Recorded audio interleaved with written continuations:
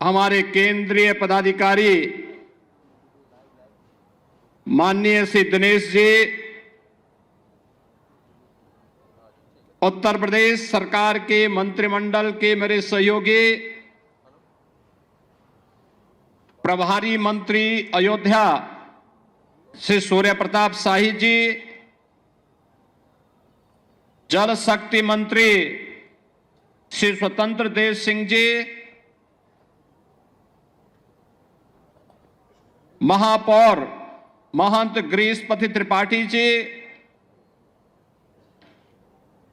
जिला पंचायत अध्यक्ष श्रीमती रोली सिंह जी, माननीय विधायकगण श्री वेद प्रकाश गुप्ता जी, रामचंद्र यादव जी,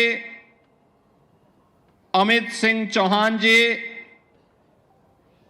अभय सिंह जी, उत्तर प्रदेश सरकार के सलाहकार श्री अवनीश अवस्थी जी, श्री राम जन्मभूमि तीर्थ क्षेत्र के सदस्य श्री अनिल मिश्र जी, गोपाल जी, तीर्थ क्षेत्र ट्रस्ट से जुड़े हुए सभी पदाधिकारीगण और भारी संख्या में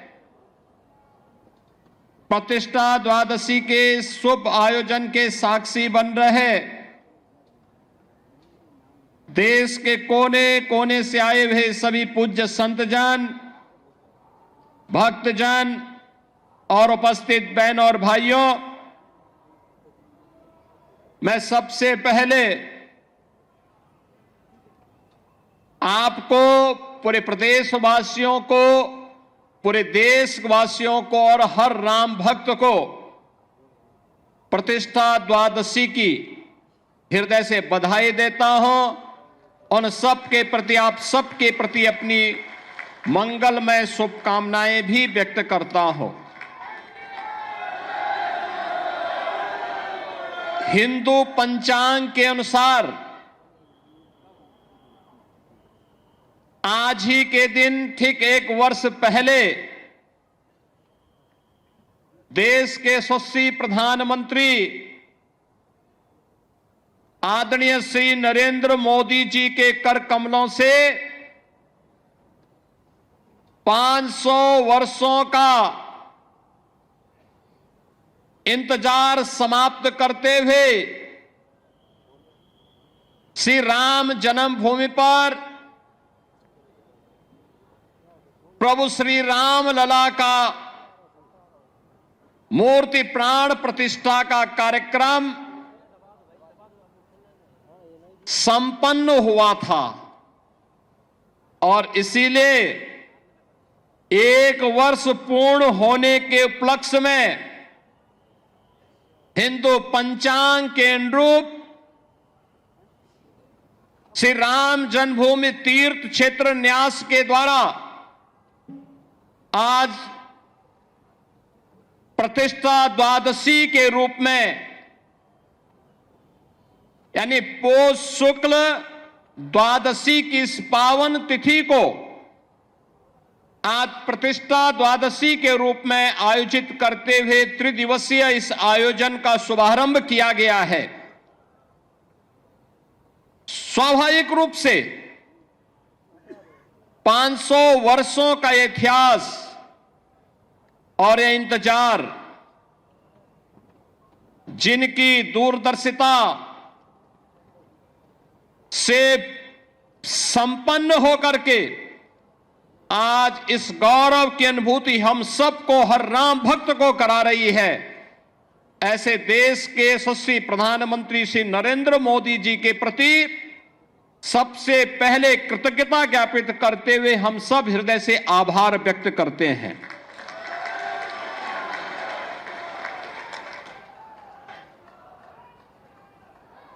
बहनों और भाइयों, इस अवसर पर श्री राम जन्मभूमि के लिए चले एक लंबे आंदोलन को, जो संविधान के दायरे में रह करके लोकतांत्रिक तरीके से जिस आंदोलन को एक मंच पर सजोने का काम राष्ट्रीय स्वयंसेवक संघ के मार्गदर्शन और नेतृत्व में सरदेव अशोक सिंघल जी ने आगे बढ़ाने का कार्य किया था, आज उनकी स्मृतियों को भी नमन करते हुए उन्हें मैं विनम्र श्रद्धांजलि अर्पित करता हूं। बहन और भाइयों, यहां पर जो बात अभी माननीय चंपत जी कह रहे थे, 22 दिसंबर 1949 रामलला का अपनी जन्मभूमि में प्रकटीकरण होना, जो इस पूरी लड़ाई की पृष्ठभूमि को आगे बढ़ाता हुआ आज इन स्थितियों में पहुंचा कि हम 1 वर्ष की प्राण प्रतिष्ठा के कार्यकाल के उपरांत आज यहां पर एकत्र होकर के इस मंगल गान के साथ अभिभूत होकर के गौरव की अनुभूति कर रहे हैं। लेकिन इसके उपरांत भी अनेक ऐसी तिथियां आई जिन्होंने हर भारतवासी के सामने अग्नि परीक्षा के इस दौर से उसे ले जाते हुए न्याय संगत तरीके से मर्यादा के अनुसार धैर्य की अपनी अग्नि परीक्षा देते हुए हर भारतवासी गुजरा। लेकिन ध्येय सबका एक ही था, अयोध्या में श्री राम जन्मभूमि पर प्रभु रामलला का विराजमान हो, हर हाल में विराजमान हो। और इसके लिए इसका शुभारंभ होता है 9 नवंबर 2019 को, जब भारत की न्यायपालिका ने संवैधानिक तरीके से सर्वसम्मत से यह निर्णय सुनाया कि अयोध्या में जहां पर विवादित ढांचा था वह राम जन्मभूमि है और वहां पर एक ट्रस्ट गठित करते हुए प्रभु श्री रामलला के भव्य मंदिर के निर्माण का मार्ग प्रशस्त होना ही चाहिए। बहनों और भाइयों, यह कार्य संपन्न होने के उपरांत 5 अगस्त 2020 को इसी अयोध्या धाम में आकर के देश के यशस्वी प्रधानमंत्री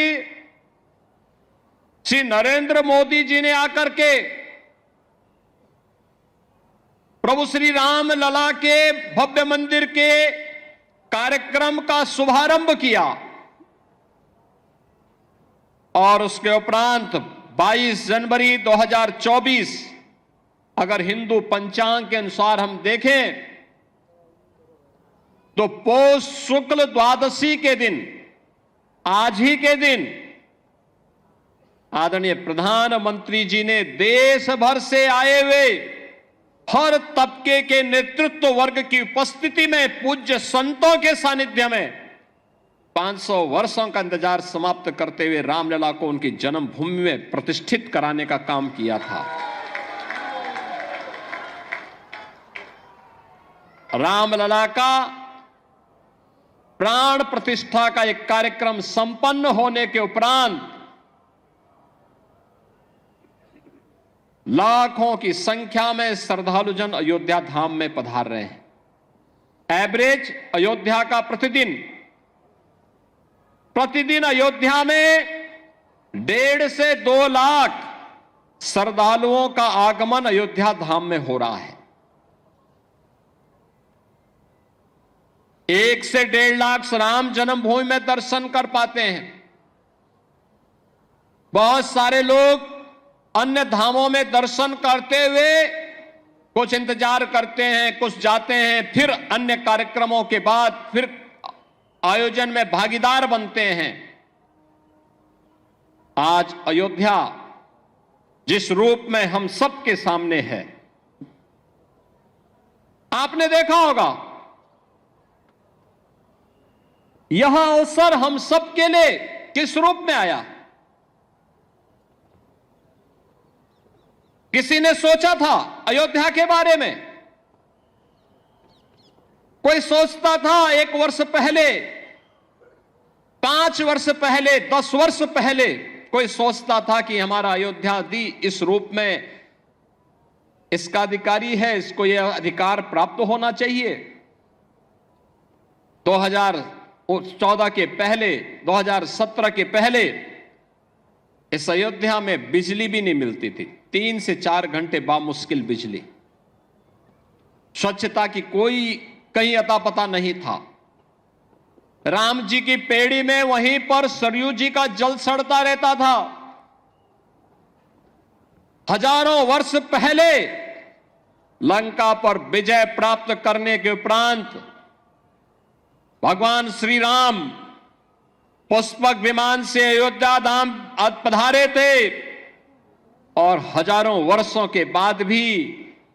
विज्ञान जब इतना प्रगति कर चुका है तब भी अयोध्या में कोई एयरपोर्ट नहीं था जहां पर कोई फ्लाइट लैंड कर सके।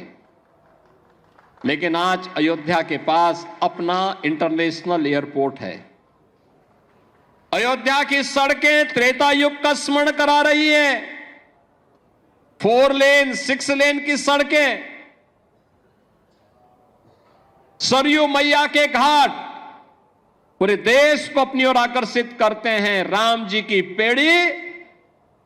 अब सरयू जी का जल वहीं पे सड़ता नहीं है बल्कि एक ओर से आता है, दूसरी ओर से वापस सरयू मैया में लौट करके श्रद्धालुओं को पुण्य का लाभ प्रदान कर रहा है। आज तो आप कहीं भी जाएंगे अयोध्या में, अयोध्या अयोध्या होने का एहसास कराता है। आज हमारी अयोध्या देश की पहली सोलर सिटी बन चुकी है। पहली सोलर सिटी, सूर्य वंश की राजधानी है, पहली सोलर सिटी अयोध्या बन चुकी है। ये जो बिजली यहां दिखती है ना, जलती है स्ट्रीट लाइट के रूप में घरों में, ये किसी थर्मल पावर स्टेशन से नहीं, किसी हाइड्रो पावर स्टेशन से नहीं, बल्कि सूर्य की रोशनी से जो ऊर्जा पैदा होती है उससे ये बिजली जलती है और उसी बिजली को पूरी अयोध्या उसी का उपयोग करता है। ये नई अयोध्या, नए भारत का नया उत्तर प्रदेश है, तो नए उत्तर प्रदेश की नई अयोध्या अपने तीर्थ होने के गौरव के साथ पूरे देश को अपने साथ जोड़ रही है। लेकिन क्या यह अचानक हो गया? एक दिन में हो गया? नहीं, इसके लिए एक लंबे संघर्ष को आगे बढ़ाना पड़ा था। जो मैंने पहले भी बताया, दर्जनों पीढ़ियां चली गई, एक ही कामना थी और वह थी अयोध्या में हम अपने प्रभु रामलला को विराजमान होता हुआ देख सके। सबकी एक ही तमन्ना थी। अधूरी कामना के साथ पूज्य संतों का, भक्तों का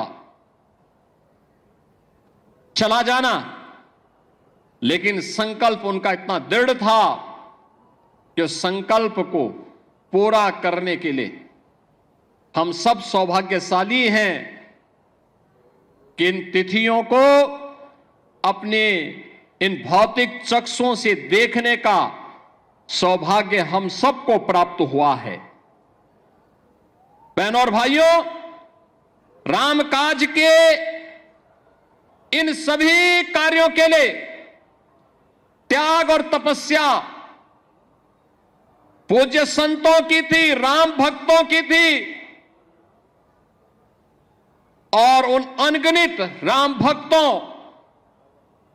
कार सेवकों, पूज्य संतों, उन सब के हम सचमुच ऋणी हैं, जिनके कारण संघर्ष के साथ साथ अग्नि परीक्षा के दौर से गुजरते हुए भी वे अपने मार्ग से कभी विचलित नहीं हुए। और राम जन्मभूमि देश का एक ऐसा आंदोलन है, 500 वर्षों में, अगर आप 500 वर्षों में 1528 से लेकर के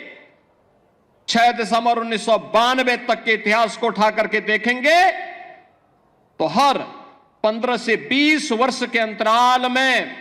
हिंदू समाज फिर से संघर्ष करने के लिए, अपनी जन्मभूमि को वापस प्राप्त करने के लिए, अपने प्रभु की जन्मभूमि को वापस प्राप्त करने के लिए निरंतर कार्य करता रहा, संघर्ष करता रहा। जिस भाषा में शासन तंत्र समझता था उस भाषा में उन्हें समझाने के लिए वह कार्य कर रहा था। और अंततः यह अवसर आया जब पूज्य संतों के सानिध्य में राष्ट्रीय स्वयंसेवक संघ के नेतृत्व में सरदेव अशोक सिंघल जी जैसे युग दृष्टा नेतृत्व इस आंदोलन के साथ जुड़ता है, जिन्होंने कभी मान अपमान की चिंता नहीं की। एक ही ध्येय था, हर हाल में राम जन्मभूमि वापस हिंदुओं को प्राप्त होना चाहिए, रामलला का भव्य मंदिर का निर्माण होना चाहिए।